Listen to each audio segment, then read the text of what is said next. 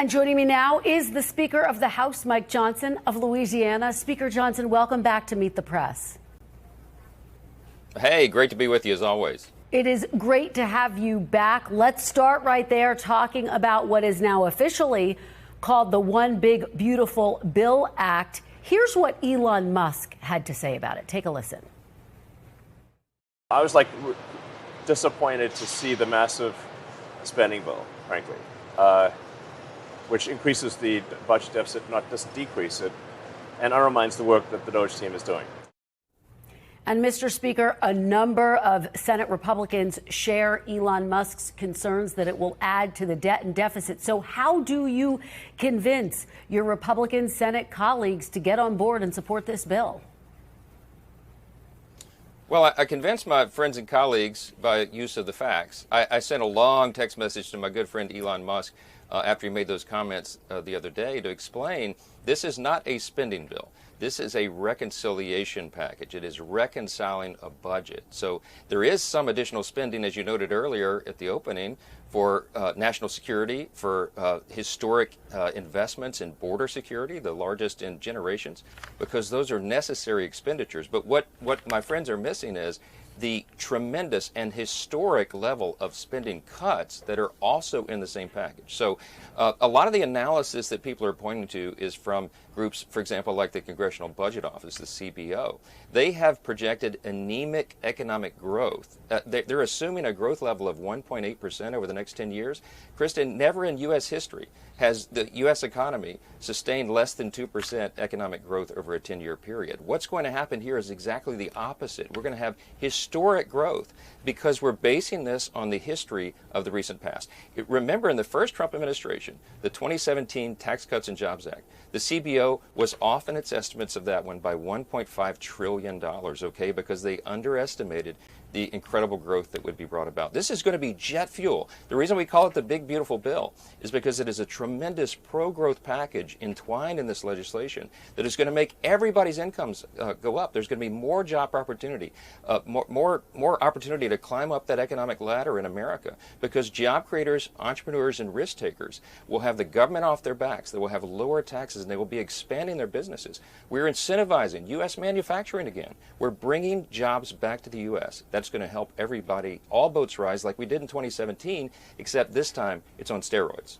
Well, it is worth noting that some budget experts say that in 2017, actually, the CBO was pretty right when you adjusted for inflation. But let me read you something that you said back in 2021 about the CBO. This was in relation to a Democratic bill. You said the CBO has confirmed this bill adds nearly $400 billion to the deficit, contrary to the White House's claim that the bill is paid for. So do you only believe the CBO when a Democrat is president, Mr. Speaker? No, this is very easy to explain. The CBO sometimes gets projections correct, but they're always off every single time when they project economic growth. They always underestimate the growth that will be brought about by tax cuts and reduction in regulations.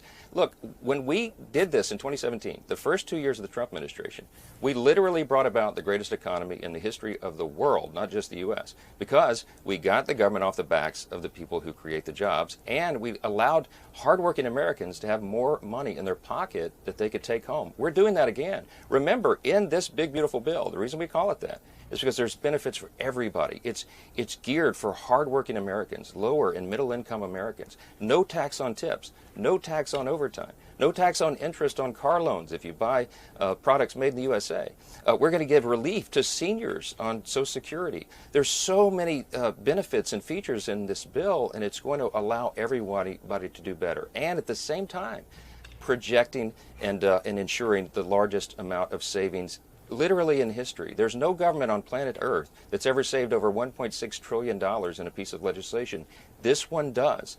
And so when you reduce government spending and you allow people to keep more of their hard-earned money, the economy grows, and that's exactly what's going to happen here. Well, the Joint Committee on Taxation is projecting just 0.03% on growth. But let me just ask you, I want you to address the concerns of your colleagues, Senator Ron Johnson, Senator Rand Paul. Why doesn't this bill do more to address the debt and deficit, Mr. Speaker? Yeah, well, listen, I agree with my good friend Ron Johnson, for example, a lot of the comments that he stated about government spending. We have a north of $36 trillion federal debt right now, and it is the largest national security concern for the U.S. I am a fiscal hawk. Many of my Republican colleagues in the House feel the same way. But we didn't get in this situation overnight, Kristen. It took us decades, many decades of Congress's, frankly, mismanagement of the public fisc to get in this situation. And the last 4 years of the Biden administration increased spending dramatically. So it's going to take us a while to get out of it. We can't flip a magic switch and reverse it overnight. But this is the largest step forward in the right direction that Congress has ever made. I liken this to an aircraft carrier. You don't turn an aircraft carrier on a dime. It takes a mile of open ocean. This is the biggest turn in that wheel that we would have had in generations. And this is the first of a number of steps. This is a key point. This is not the only reconciliation bill. We're going to have a second budget reconciliation bill that follows after this, and we're beginning next week the appropriations process, which is the spending bills for government. And you're going to see a lot of the DOGE cuts and a lot of this new fiscal restraint reflected in what Congress does next. So stay tuned. This is not the end-all, be-all. I tell my friends, my fellow fiscal hawks, we've got to get our fiscal house in order, and this is an incredibly and historic first start. Mr. Speaker, if the big, beautiful bill does add to the debt, will President Trump own that? It's not going to add to the debt, but I can tell you that President Trump is laser focused on two primary things: delivering on his campaign promises and the America First agenda, which is what a record number of 77 million voters, popular votes, requested and demanded and gave us a mandate to do. But he's also concerned, as I am, as Ron Johnson is, as Rand Paul is, as all of us are, about the nation's debt. And he and I talk about this frequently, and he is excited about changing that trajectory. That President Trump, I think, could be the most consequential president of the modern era because he has these opportunities to do these big things. The One Big Beautiful Bill is a big first step to provide relief for the American people, to give everybody more take-home pay, more money in their pocket, and to change the trajectory of the country. And again, it's the first of a number of steps, and President Trump is committed to doing this. Mr. Speaker, the Joint Committee on Taxation, the Committee for a Responsible Federal Budget, the Tax Foundation, the Penn-Wharton budget model all say this will add trillions of dollars to the deficit. Are you really telling the American people this will not add one penny to the debt and deficit? You can guarantee that? I am telling you this is going to reduce the deficit. I mean, you cite some of these figures. Do you know what their economic growth projections are? The Committee for Responsible Budgeting, they're not even, I don't think they're assuming any economic growth. I mean, that's not realistic. A lot of these groups use what they call static scoring and not dynamic scoring. Dynamic scoring, in layman's terms, is reality. That we are going to spur on tremendous economic growth here. And so you're going to have a higher job participation number in the economy. You're going to have higher wages. You're going to have more jobs provided. And in addition to that, the president's extraordinary policies are producing great things for the country. The tariff policy that was so controversial in the beginning is having an extraordinary effect on the U.S. economy. It's going to bring more jobs and billions of dollars of investment, trillions of dollars of investment back to the U.S. All these things are working in tandem. And I'm telling you, just wait. We'll have plenty of time for this to all shake out before the next election cycle, the mid-year for Congress, and everyone will see they're going to be doing a lot better for that election. All right, let's move on to Medicaid now. As you know, that's a big part of the debate as well. Here's what the American Hospital Association is warning.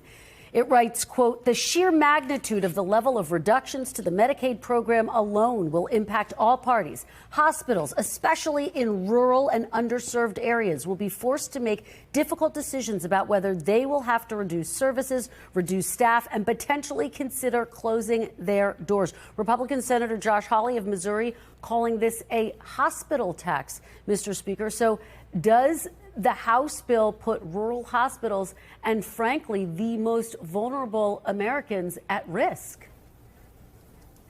No, and you can underscore what I'm about to tell you. There are no Medicaid cuts in the Big Beautiful Bill. We're not cutting Medicaid.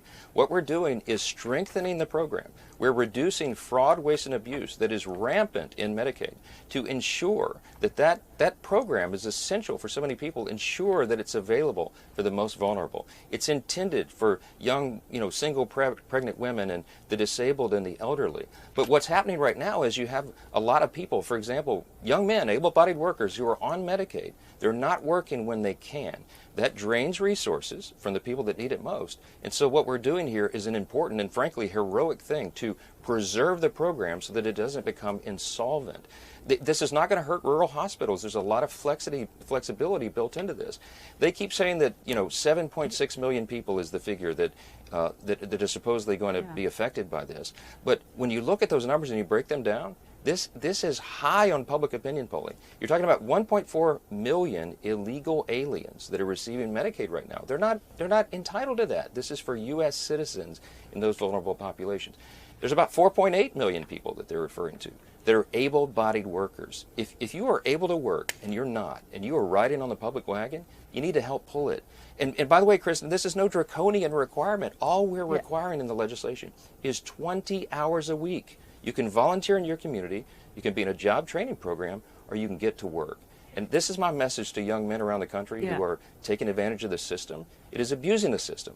We're going to fix that, and I'm telling you that is a very popular thing among the American people because it comports with common sense. Well, let's talk about that 4.8 million number. That is a CBO number, by the way, which estimates how many people would lose Medicaid if this bill were to go into law. The CBO. Wait, hold on. They don't, Kristen. They don't. Wait, okay. Let me make my point, and then I'll let you make your point. I think it's important to point out the CBO is not saying specifically those 4.8 million are engaging in fraud. They say many will lose coverage because of paperwork, red tape, or failing and falling short of the new rules. So just let me ask you directly, do you have any actual proof that these people are engaging in fraud? Millions of Americans, as you say. This is a very important distinction. Those 4.8 million people will not lose their Medicaid unless they choose to do so. I will go into any town hall in any district in America and explain what this is, and every single person will nod their heads and go, oh, that makes sense. You're telling me that you're going to require the able-bodied, these young men, for example, to only work or volunteer in their community for 20 hours a week, and that's too cumbersome for them? I'm not buying it. The American people are not buying it. This is a new requirement. It should have been put in a long time ago. And the people who are complaining that these people are going to lose their coverage because they can't fulfill the paperwork, this is minor enforcement of this policy, and it follows common sense. When people work, when able-bodied young men work, it's good for them, for their dignity, their purpose, and it's good for the community they're in. If you can't find a job, then volunteer in your community for 20 hours and you will meet the requirement. That is a basic minimal standard. Very quickly, because we're almost out of time, Mr. Speaker, do you have any actual evidence that these people that you refer to are engaging in fraud? Well, there is a tremendous amount of fraud in Medicaid. It's undisputed. Tens of billions of dollars every year are lost in fraud to Medicaid. So there's another category of people, 1.2 million, that are totally ineligible to be on the program. We also have evidence of people who are listed and enrolled in multiple programs in multiple states simultaneously, and they are cheating the system. I'm going to say this very clearly.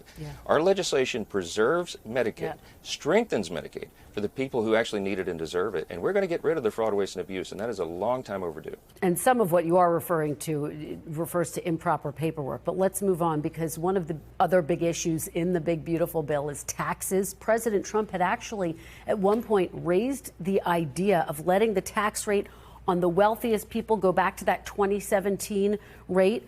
The House bill, though, does make the lower rate permanent. So, Mr. Speaker, why do millionaires need to keep that tax cut? That's a Democrat talking point. This is not giving tax cuts to millionaires. It's the opposite. The people in the tax bracket that you're referring to, many of them are small business owners. They are the people that provide the jobs in every community in America. They use pass-through taxation, and we don't get in the weeds. We don't have time to get into the complications of it. We are the party that reduces taxes for all Americans, and I'm telling you, the one big beautiful bill is geared for hardworking Americans. The biggest beneficiaries of this will be low and middle income Americans. That's what we did in the Tax Cuts and Jobs Act. That's what we'll do again by extending those tax cuts in perpetuity and making them permanent. That was a major promise of the president on the campaign trail. It's a major promise of ours, and we are going to fulfill it. The Republican Party is doing right by the American people, and they're going to feel the effects of that soon. And Mr. Speaker, just to be clear, I mean, this is not a Democratic talking point. I'm asking about something that President Trump himself had floated the idea of. It is estimated that if the bill becomes law, the top 10% of households would see an increase in resources, but the bottom 10% would see a decrease in resources. Why are you comfortable No, that's with not. No, that's simply not. It's not, I'm not comfortable with that. It is not true. Look at the actual facts of the tax cuts that we're extending. The Tax Cuts and Jobs Act, again, from 2017, the people that benefited most from that were the lowest income Americans. It was households that made between $20,000 and $30,000 a year annually. They had the biggest benefit from the TCJA. Also, the people that make $40,000 or less had their best tax benefits in over 40 years. Yeah. Go back and look at the statistics. So what we're doing right now is, by making all those tax cuts permanent, we're preventing the largest tax increase in U.S. history. Kristen, if we don't get this bill passed, every American is going to receive the largest tax increase in the history of our country at the end of this year when the TCJA expires. Don't forget that. We have to extend it, and this is the vehicle to do it. Bottom line, Mr. Speaker, you all had set a July 4th deadline to get all of this passed. Are you confident you can meet that July 4th deadline? Yeah, they've always discounted us. I mean, I said I would do it out of the House before Memorial Day, and I was laughed at when I said that back early part of the year. But we beat it by 4 days, okay? We're going to get this done. The sooner the better, because all these extraordinary benefits that we're talking about have to happen as soon as possible. And I'm convinced that the Senate will do it, do the right thing, send it back to us. We're going to get it to the President's desk, and we're all going to have a glorious celebration on Independence Day by July 4th when he gets this signed into law. All right, well, we're going to be tracking it very closely. Speaker Mike Johnson, thank you so much for being here to talk about it. Really appreciate it. Great to be with you. Thanks, Chris. Thanks for watching. Stay updated about breaking news and top stories on the NBC News app or follow us on social media.